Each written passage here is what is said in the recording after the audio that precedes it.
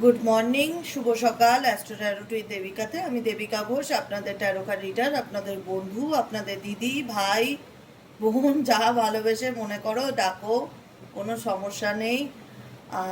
আশা করি ভালো আছো। আজকের এনার্জি হচ্ছে 6 মের এনার্জি। 6 মের এনার্জির কারেন্ট এনার্জি। আজকে বুধবার।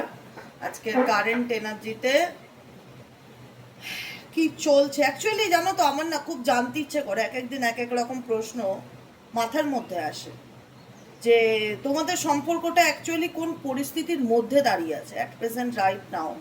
তোমরা যে রিলেশনশিপের রিডিংটা দেখছো, সেই সম্পর্কটার বেসটা কি, ফাউন্ডেশনটা কি, সেটা কিসের উপর দাঁড়িয়ে আছে। তারপরে তো পার্টনারের ফিলিংস আমি দেখবো। আগে দেখে নেব হোয়াট লাইজ বি, তোমার সম্পর্কের ভিতটা কি, ফাউন্ডেশনটা কি। ঠিক আছে, তার আগে প্রত্যেকটা বন্ধুকে বলবো এনার্জি অবশ্যই কানেক্ট করবে, লাইক করবে, সাবস্ক্রাইব করবে, চ্যানেলের সাথে থাকবে, পাশে থাকবে। চলো দেখে নিই ঝটপট করে। এনার্জি অবশ্যই কানেক্ট করে নাও, সাবস্ক্রাইবের মাধ্যমে, লাইকের মাধ্যমে। ঝটপট করে রিডিং করতে করতে এনার্জিটা কানেক্ট করে নাও, হাইপ করে নাও। চলো দেখে নিই অ্যাট প্রেজেন্ট তুমি যে রিলেশনশিপে আছো, সেই রিলেশনশিপটা অ্যাকচুয়ালি কোন পরিস্থিতির মধ্যে দাঁড়িয়ে আছে, সেটাই আমি জানতে চাই। ইউনিভার্স প্লিজ হেল্প করুন ও গাইড করুন। Okay, bad choices. এই রিলেশনশিপটা অ্যাকচুয়ালি কোন পরিস্থিতির মধ্যে দাঁড়িয়ে আছে। Angel archangel Michael please help করুন ও গাইড করুন। এঞ্জেল আর oh my god, angel archangel Michael please help করুন ও গাইড করুন। অ্যাকচুয়ালি রিলেশনশিপটা কোন পরিস্থিতির মধ্যে দাঁড়িয়ে আছে বর্তমান সিচুয়েশনে। Angel archangel Michael please help করুন ও গাইড করুন। Angel archangel Michael please help me and guide me. Angel archangel Michael please help করুন ও গাইড করুন।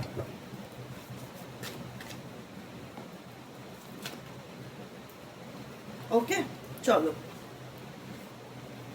দেখো, আমি কিছু বিটার ট্রুথ বলবো, যেটা শুনতে হয়তো খারাপ লাগবে কিন্তু এটা বাস্তব। আমি আমি অথেন্টিক রিডিং করি, আমি কোনোভাবে কাউকে খুশি করার জন্য রিডিং করি না। বুঝতে পেরেছো? তোমরা তো আমাকে খুব ভালো করে চেনো, বলো এত বছর হয়ে গেল, দেখছো খুব সামনে থেকে দেবিকাদিকে, যে দেবিকাদি কাউকে খুশি করার জন্য রিডিং করে না। দেবিকাদির মন যেটা বলবে, আত্মা যেটা বলবে সেটা করবে, তার বিরুদ্ধে গিয়ে দেবিকাদি কিচ্ছু করে না। আজকে আমার মনটাই বললো যে অ্যাকচুয়ালি আমরা পার্সনের ফিলিংস তো দেখি, অনুভূতি দেখি, আমরা ডেইলি দেখবো, সকাল বিকেল দেখি আমরা, কিন্তু অ্যাকচুয়ালি এই রিলেশনশিপটা কিসের উপর দাঁড়িয়ে আছে, মানে এটার ভবিষ্যৎটা কি জানতে ইচ্ছে করে খুব। তাই জন্যই আজকের বেসিক কোশ্চেনটাই আমার এটা মনের মধ্যে সকালবেলা চললো। দেখো অ্যাকচুয়ালি ব্যাপারটা কি বলতো, এই রিলেশনশিপটা প্রথম কথা কমিটেড রিলেশনশিপ। তুমি যাকে নিয়ে রিলেশনশিপটা দেখছো, রিডিংটা দেখছো, তার সাথে তোমার একটা চুক্তি, মানে একটা হয় না কমিটমেন্ট, যেটা চুক্তি হয় যে আমি তোমার সাথে সারা জীবন থাকতে চাই, আমি তোমার সাথে সারা জীবন পথ চলতে চাই। সেই ব্যক্তিও তোমাকে কোথাও না কোথাও কথা দিয়েছে বা প্রমিস করেছে। কিপিং প্রমিসের কার্ড আছে, যেখানে দাঁড়িয়ে দুজনই দুজনকে ভালোবাসছো এবং দুজনই দুজনকে মন থেকে অ্যাকসেপ্ট করছো, দুজনই দুজনকে গ্রহণ করছো। গ্রহণ করা, অ্যাকসেপ্টেন্সের এনার্জি, যে তোমার সব কিছু আমি অ্যাকসেপ্ট করলাম, আমার সব কিছু তুমি অ্যাকসেপ্ট করলে, আমার ভালো মন্দ তুমি নিয়ে চলবে, তোমার ভালো মন্দ আমি নিয়ে চলবো। যেখানে মন থেকে দুজন দুজনকে গ্রহণ করা, সেই এনার্জিটা ডেফিনেটলি তোমাদের সম্পর্কের মধ্যে ছিল। যেখানে দাঁড়িয়ে শুরুটা তো তোমাদের সম্পর্কের মধ্যে খুব ভালোভাবে চলতে থাকলো এবং চলছিল। আজকে কেন বলছিলাম চলছিল, বিকজ আমি যে রিডিংগুলো করি সেগুলো মেজরিটি 99%ই হয় নো কন্ট্যাক্ট সিচুয়েশনের উপর, অন অফ সিচুয়েশনের উপর এবং এক্সট্রা ম্যারিটাল অ্যাফেয়ার্সের উপর। তাই এই যদি আজকে সুস্থ সম্পর্ক থাকতো বা তোমাদের মধ্যে স্বাভাবিক একটা হেলদি রিলেশনশিপ যেটাকে থাকতো, তাহলে আজকে এনার্জিটা এরকম আসতো না, ঠিক আছে। কিন্তু এনার্জি বলছে যে তোমাদের সম্পর্ক স্টেবল না হওয়ার কারণ, কমিটেড হওয়া সত্ত্বেও, প্রতিশ্রুতি দেওয়া সত্ত্বেও এই মানুষটি তার প্রতিশ্রুতি ধরে রাখতে পারেনি। XYZ সে তার প্রতিশ্রুতি ধরে রাখতে পারেনি। একটা সময় তোমার মনে হয়েছিল, প্রথম কার্ড এসছে যেটা অটোমেটিক্যালি এসছে ব্যাড চয়েস। তোমার গাট ফিলিংস বলে না অনেক সময়, যে আমি কোনো ভুল সিদ্ধান্ত নিলাম না তো, মানুষ চিনতে ভুল করলাম না তো, যাকে সর্বস্ব উজাড় করে দিলাম, যার জন্য সর্বস্ব ত্যাগ করে দিলাম, সেই মানুষটা আমার ভুল ডিসিশন ছিল না তো। অনেক সময় আমরা অনেক কিছু আবেগের বশে করি, পরে গিয়ে রিয়ালাইজেশন কাজ করে, আচ্ছা আমি তাড়াহুড়ো করে ভুল সিদ্ধান্ত নিয়ে নিলাম না তো, বা ভুল মানুষকে বিশ্বাস করে ফেললাম না তো, এটা আমার ব্যাড চয়েস হলো না তো। এটা ইনার সোল বলে, ভেতর থেকে আসে। এই কথাটা কেন আসে? মানুষের বিহেভিয়ার, তার বডি ল্যাঙ্গুয়েজ, তার রিয়াকশনের কারণে এই কথাটা ভেতর থেকে আসে যে আমি যেটা করেছি সেটা ভুল করে ফেলিনি তো, বা আমার সিদ্ধান্তটা ভুল ছিল না তো, এই মানুষটাকে এতটা বিশ্বাস করা বা এই মানুষটাকে সর্বস্ব উজাড় করে ভালোবাসাটা, এটা আমার ব্যাড চয়েস ছিল না তো। মনের মধ্যে কজনের প্রশ্ন আসেনি বলো তো? এরকম ধরনের প্রশ্ন কজনের মনে আসেনি? কারণ যে মানুষটাকে ভালোবেসে তুমি সর্বস্ব উজাড় করে দিয়েছিলে, যাকে নিয়ে তুমি সারা জীবন চলার স্বপ্ন দেখেছিলে, তার ব্যাপারে তুমি এমন কিছু সত্যি জানতে পারো, অলরেডি নোয়িং দ্য টি, তার ব্যাপারে তুমি এমন কিছু সত্যি বা তার জীবনের এমন কিছু ঘটনার তুমি মুখোমুখি হও, যেখানে দাঁড়িয়ে তোমার মনে হয়েছিল, তোমার নিজের উপর মনে হয়েছিল যে আমার সিদ্ধান্তটা ভুল ছিল, বা আমি ভুল ডিসিশন নিয়ে ফেলিনি তো। কিছু জানতে পারার পরে, অলরেডি নোয়িং দ্য টি, মানে কিছু সত্য জানার পরে। কারণ তুমি যখন কিছু সত্যের, আমি কি বলেছি রিডিংয়ের শুরুতে, যে তোমাদের রিলেশনশিপটা অ্যাকচুয়ালি কোন পরিস্থিতির মধ্যে দাঁড়িয়ে, প্রশ্নটা বুঝবে তারপরে উত্তর। আগে প্রশ্ন ভালো করে পড়তে হবে। কোন পরিস্থিতির মধ্যে দাঁড়িয়ে, ফিলিংস নিয়ে আমি আলোচনা করছি না তোমার পার্সনের, স্টেজ রাইট নাও কোন সিচুয়েশনে দাঁড়িয়ে সেটা বলছি। যেখানে এত কমিটমেন্ট, যেখানে এত প্রতিশ্রুতি, আমি তোমাকে ছাড়া বাঁচবো না, হ্যানা ত্যানা এক্সেট্রা এক্সেট্রা, সেখানে দাঁড়িয়ে তুমি এমন কিছু সত্যের মুখোমুখি হলে যেখানে দাঁড়িয়ে তুমি সেই সত্যর ফেস করার পর তোমার মনে হলো আর কতদিন, আর কতদিন। তুমি টায়ার্ড ফিল করতে লাগলে, তোমার এনার্জি এক্সস্টেড হতে লাগলো, তোমার মুড সুইংস হতে লাগলো, তুমি মেন্টালি টায়ার্ডনেস ফিল করতে থাকলে, এই রিলেশনশিপে তোমার এনার্জি ড্রেইন হতে থাকলো। কোথায় তুমি ভালোবাসা পেতে এসেছিলে, কোথায় তুমি সুস্থ সুন্দর সম্পর্ক গড়ে তুলতে চেয়েছিলে, কোথায় তুমি একটা স্বাভাবিক জীবনে একটা লাইফ পার্টনার খুঁজেছিলে, যার সাথে তুমি বিয়ে করবে, যার সাথে তুমি হ্যাপি ম্যারেজ লাইফ কাটাবে, সেখানে দাঁড়িয়ে আজকে তোমার এনার্জি বলে আমি এত এক্সস্টেড, আমি এত ক্লান্ত, এই রিলেশনশিপ আমার এনার্জিকে ড্রেইন করে দিচ্ছে, আমাকে অপেক্ষায় থাকতে হচ্ছে যে আমার জীবনে ভালো সময় কখন আসবে, কখন আমি, অনেকের মনে এটাও প্রশ্ন চলে, যেহেতু এটা জেনারেল রিডিং, কালেকটিভ রিডিং, অনেকের মনে এটাও প্রশ্ন চলে যে আমি কি করলে এখান থেকে বেরোতে পারবো, কারণ আমি টায়ার্ড। তোমার সঙ্গে যে ঘটনাগুলো ঘটছে, যেরকম শুরু হয়েছে আর যেভাবে তোমার সাথে ঘটনাগুলো ঘটছে, সেই পরিস্থিতিতে তোমার মনে হচ্ছে যে আমি সত্যি টায়ার্ড এই রিলেশনশিপের মধ্যে থেকে, বা এই টক্সিক রিলেশনশিপে থেকে, বা পার্টনারের মিসবিহেভিয়ার, পার্টনারের সত্যিটা জানার পর, আমি এই রিলেশনশিপের ড্রামা দেখার পর আমি ভেতর থেকে বড্ড ক্লান্ত ফিল করি। আমার মনে হয় এগুলো আমার সাথে আর কতদিন চলবে, কতদিন। আমি টায়ার্ড ফিল করি, আমার নিজের উপর নিজের রিগ্রেট হয় যে কেন আমার সঙ্গে এরকম ঘটলো, কেন বা আমি এই মানুষটার প্রতি এতটা অ্যাট্রাক্টেড হয়ে গেলাম মেন্টালি ফিজিক্যালি, কেন এর প্রতি আমি ইমোশনালি জড়িয়ে গেলাম। তুমি এই ব্যক্তিকে সর্বস্ব উজাড় করে দিয়েছো, ইমোশনালি ফিজিক্যালি সর্বস্ব উজাড় করে দিয়েছো, মন থেকে আত্মার থেকে তাকে নিজেকে স্যাক্রিফাইস করেছো তার জন্য, তুমি তার জন্য অনেক স্যাক্রিফাইস করেছো।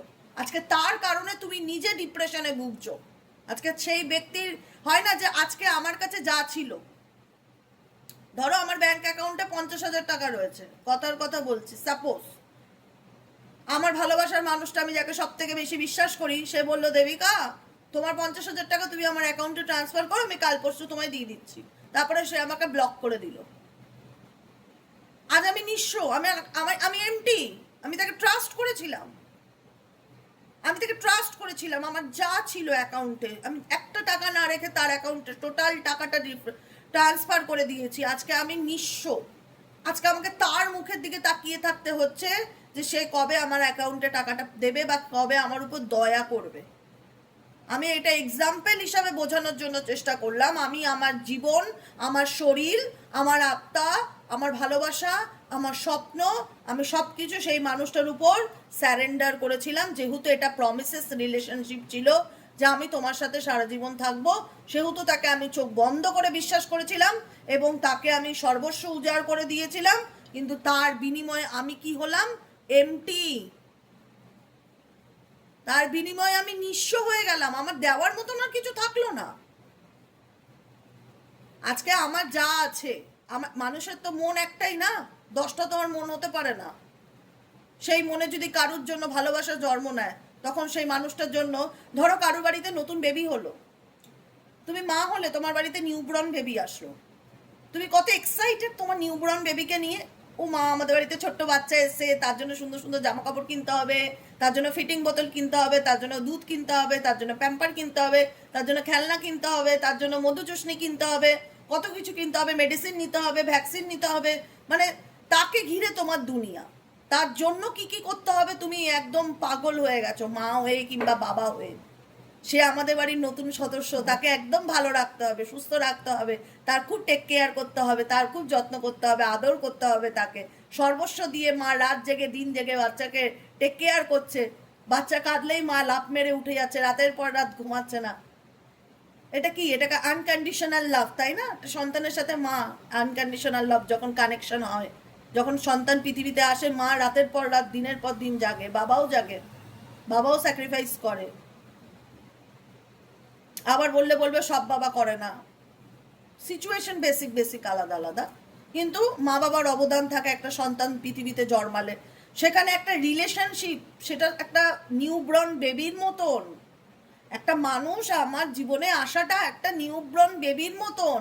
তখন তাকে আমি কোথায় রাখবো, তার কিভাবে যত্ন করব, তার জন্য কি করব, নিজেকে হারিয়ে ফেলা হয়।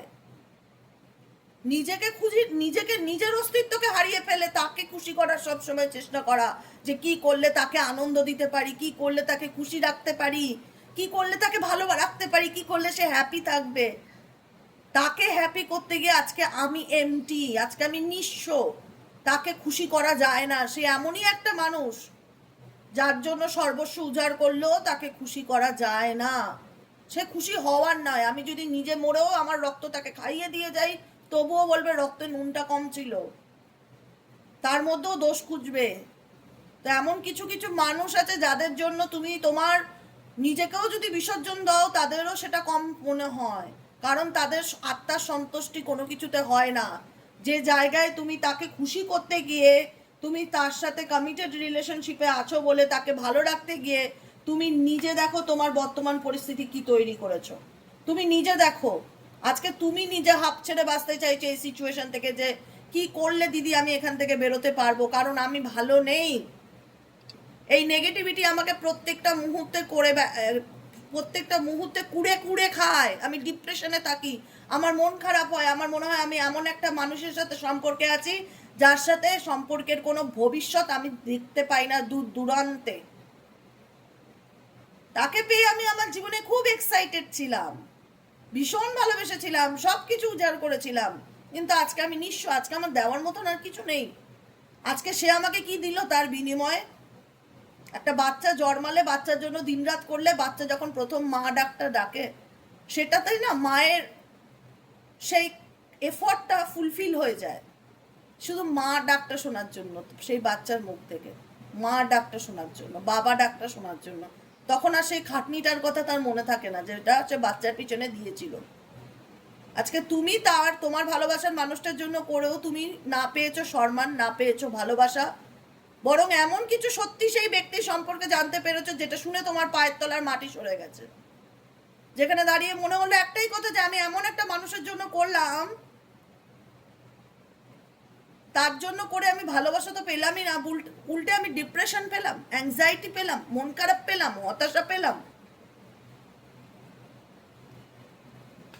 তুমি এই ব্যক্তির ব্যাপারে অনেক কিছু জানো, কিন্তু এক্সপ্রেস করো না, চুপচাপ থাকো, কিপিং এ সিক্রেট। তুমি জানো এই ব্যক্তির ইতিহাস, জানো, তোমার ইতিহাস জানা আছে, তোমার কাছে প্রুফ আছে, রেকর্ডিং, মেবি তোমার কাছে কোনো রকম প্রুফ আছে যে এই ব্যক্তি কি করে, কার সাথে মেশে, কোথায় যায়, কি ব্যাপার স্যাপার, প্রুফ আছে তোমার কাছে, রেকর্ডিং এর এনার্জি এসছে। কিন্তু তবুও তুমি তাকে খুশি করার জন্য প্রত্যেকটা মুহূর্তে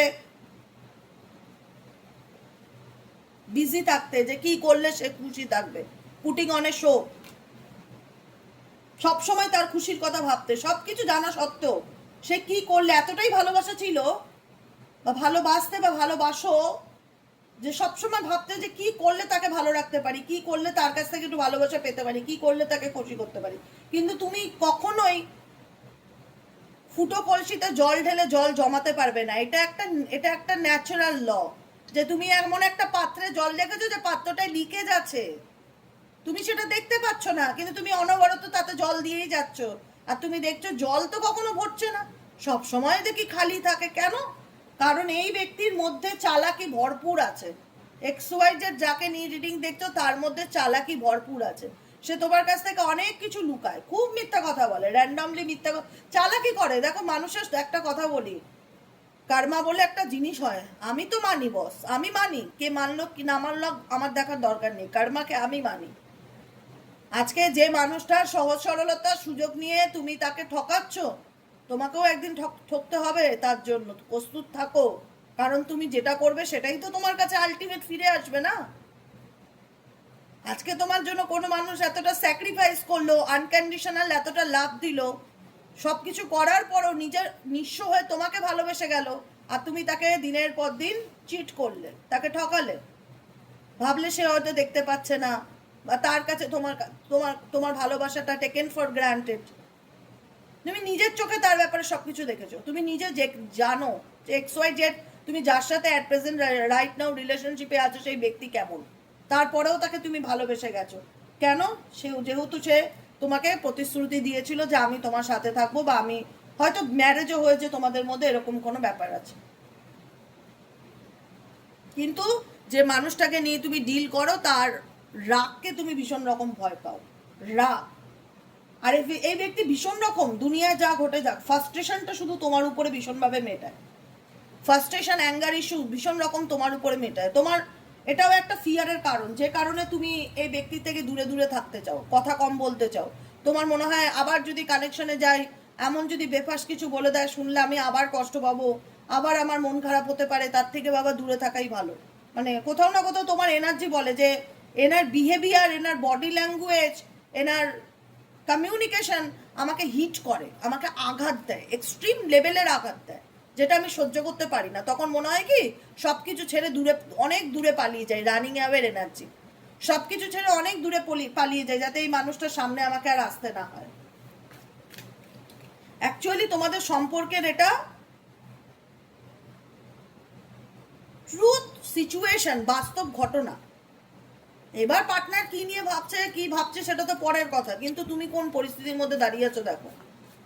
এবার তুমি কি করবে না করবে সম্পূর্ণ তোমাদের ব্যাপার, এখানে আমার কোনো বলার মতন কিছু নেই।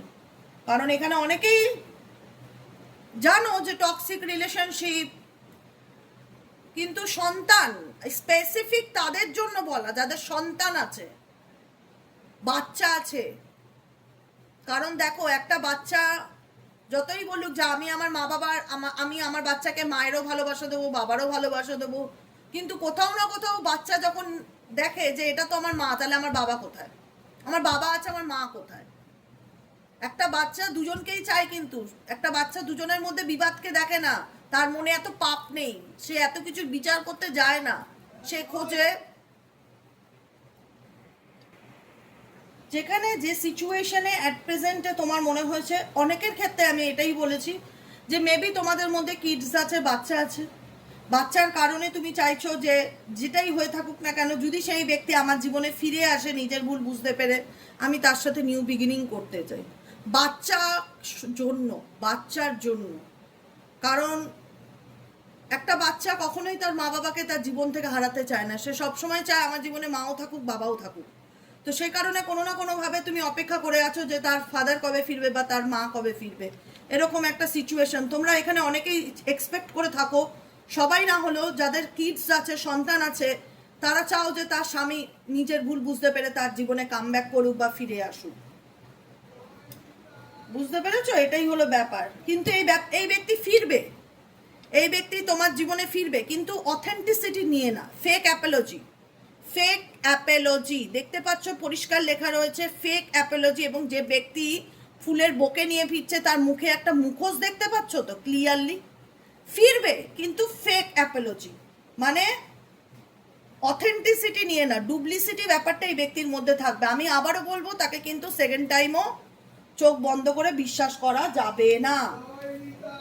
বুঝতে পেরেছো কি বললাম? তাকে কিন্তু আবারও সেকেন্ড টাইমেও চোখ বন্ধ করে বিশ্বাস করা যাবে না। সেই ব্যক্তি যে তোমার জীবনে ফিরবে না সেটা নয়, ফিরতে পারে, ফিরে আসার পসিবিলিটিস দেখাচ্ছে, কিন্তু অথেন্টিসিটিটা আমি দেখতে পাচ্ছি না। কারণ তুমি তার ড্রামা দেখতে দেখতে প্রচণ্ড টায়ার্ড, তোমার মনে হচ্ছে যে আমি আর এগুলো নিতে পারছি না, যে কারণে তুমি অ্যাট প্রেজেন্ট রাইট নাও নিজের উপরে ফোকাস করছো। Check it yourself, check yourself, নিজেকে পাল্টানোর চেষ্টা করছো। তুমি জানো তুমি এই ব্যক্তিকে বদলাতে পারবে না, এই ব্যক্তি মুখোটা পরে চলে, এই ব্যক্তি সকালে একরকম রূপ, বিকেলে আর এক রকম রূপ, এ ভীষণ মুড ফ্ল্যাকচুয়েট হয়, এ ডুয়েল মেন্টালিটির মানুষ, কখনো ভালো কখনো খারাপ, এনার এ গিরগিটির থেকেও তাড়াতাড়ি রং বদলায়। তুমি তুমি সব কিছু জানো, তবুও তুমি চোখ বন্ধ করে এনার উপরে আর ভরসা করে থাকতে চাইছো না। তুমি এখন নিজের উপরে ফোকাস দিতে চাইছো, নিজেকে ভালো রাখতে চাইছো, নিজেকে মোট কথা বদলাতে চাইছো, যে আমার দরকার নেই, যে যা খুশি করুক চুলো হয়ে যাক, আমার দেখার দরকার নেই, বদলাক কি না বদলাক, যা খুশি তাই করুক, আমি এবার আমার দিকে ফোকাস দিতে চাই। চেক ইয়োর সেলফ, তুমি নিজেকে তৈরি করতে চাইছো, নিজেকে নিজেকে একটা সুন্দর জীবন দিতে চাইছো, নিজেকে ভালো রাখতে চাইছো, যে কি করলে আমি নিজেকে ভালো রাখতে পারি। এখন শুধু বর্তমান সিচুয়েশনে আমি এটা ভাববো, আমি আর তার পিছনে কোনো রকম কোনো এফোর্ট দিতে চাই না। হ্যাঁ, আমি এটাও চাই না যে সে তার সন্তানের কাছে ফিরুক বা না ফিরে আসুক। যদি বিবাহিত হয়ে থাকো তো মনে মনে চাইবে যে তোমার পার্সন যেন তোমার জীবনে ফিরে আসে, সুস্থ স্বাভাবিকভাবে তোমার সাথে যেন আবার সংসারটা করে, কিন্তু তাকে কিন্তু খুব একটা বিশ্বাস করা যাবে না। সে ফিরবে সম্ভাবনা দেখাচ্ছে। ফেক অ্যাপোলজি, ফেক অ্যাপোলজি মানে কি? মিথ্যা ক্ষমা চাওয়া, মিথ্যা ক্ষমা, মুখোটা পরে থাকা, যেহেতু আমার যা হয়েছে হয়েছে, সরি, আমাকে অ্যাকসেপ্ট করে দাও। দেখা গেল আবার সেই ভুলটা সে দুবার করে আবার করলো। ডুইং ড্রাগস, কারণ সে কোনো কিছুর প্রতি অ্যাডিক্টেড। এক্সওয়াইটেড যাকে নিয়ে রিডিং দেখছো, সে কোনো কিছুর প্রতি অ্যাডিক্টেড, ট্রাস্টওয়ার্দি নয়। যে কারণে তুমি সব জানো, যে কারণে সব কিছু জানো, জানার পরও বুঝতে পারছো যে এই মানুষটা যে পরিস্থিতির মধ্যে আছে সেখান থেকে তার স্বাভাবিক জীবনে ফেরাটা খুব একটা সহজ ব্যাপার নয়। এটাই হলো আজকের রিডিং। কেমন লাগলো রিডিংটা কমেন্ট সেকশনে জানাতে ভুলবে না। আজকের রিডিংয়ের টপিকটা সম্পূর্ণই আলাদা ছিল। টপিকটা এটাই ছিল যে তোমাদের সম্পর্কটা অ্যাট প্রেজেন্ট রাইট নাও কোন পরিস্থিতিতে দাঁড়িয়ে আছে, বিলং করছে কোন সিচুয়েশন, সেটা হচ্ছে কথা। বিকালে কারেন্ট ফিলিংস নিয়ে আমি রিডিং দেব। সাইকিক রিডার দেবিকা বসে। সবাই লাইক করবে, সাবস্ক্রাইব করবে, চ্যানেলের সাথে থাকবে, হাইপ করবে। কেমন লাগলো ভিডিওটি অবশ্যই মতামত বক্সে জানাবে, কারণ আমি তোমাদের প্রত্যেকের কমেন্ট পড়ি, আমার খুব ভালোও লাগে তোমাদের প্রত্যেকের কমেন্ট। শুধু কমেন্ট নয়, কমেন্টে অনেক ভালোবাসা থাকে আমার জন্য, যেটা আমাকে ভীষণ ইন্সপায়ার অ্যান্ড মোটিভেট করে, এবং সেই মোটিভেশনালটাই আমাকে পরের দিন আমাকে আরও বুস্ট আপ করে যে নতুন কোনো কিছু আরও সত্যি সামনে আনবার জন্য। বুঝেছো? তো এই কারণেই একটাই কথা বলবো, সাথে থেকো, পাশে থেকো, লাইক করো, সাবস্ক্রাইব করো, ভালো থেকো, সুস্থ থেকো, নিজেকে ভালোবাসো। চেক ইয়োর সেলফ, নিজেকে চেক করো যে আমার কোন জায়গায় বদলানোর দরকার। আমি কাউকে বদলাতে যাব না, আমার নিজেকে কোন জায়গায় চেঞ্জ করা দরকার, কোথায় আমার নিজেকে ট্রান্সফর্ম করা দরকার, আমি কিভাবে নিজেকে আরও একটা ভালো জীবন রিপ্রেজেন্ট করতে পারি, সেই দিকে ফোকাস দাও। যে যা করছে সেটা তার মতন, তার কর্মার জন্য ছেড়ে দাও। ঠিক আছে? আজকের মতন এতটাই, দেখা হচ্ছে আবার কালকে।